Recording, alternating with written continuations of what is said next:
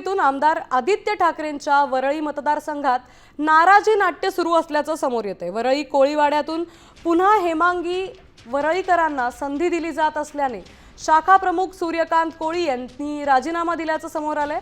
हेमांगी वरळीकर यांचे पती हरीश वरळीकर आणि आशिष चेंबूरकर यांच्यावर आरोप करत त्यांनी राजीनामा दिलाय। वरळीतील प्रभागात अजून कुणालाही एबी फॉर्म दिलेले नसल्याने हा संभ्रम जास्तच वाढलाय।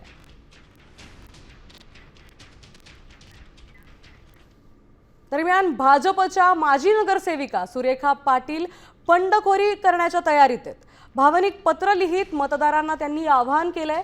मी लढणार, मी मोडणार, पण कधीच थांबणार नाही, अशी पोस्ट त्यांनी केली आहे। मुंबई पालिकेच्या वॉर्ड क्रमांक 27 मधून सुरेखा पाटील माजी नगरसेविका राहिलेल्या आहेत। तर भाजपकडून नीलम गुरव यांना उमेदवारी देण्यात आल्यानंतर त्या बंडखोरी करण्याच्या तयारीत आहेत।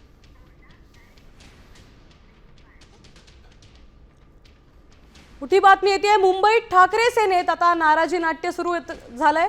विक्रोळी पश्चिम मधील शाखा प्रमुखांचे राजीनामे देण्यात आलेत। उपशाखा प्रमुख, गटप्रमुख यांचे संयुक्त राजीनामे आलेत।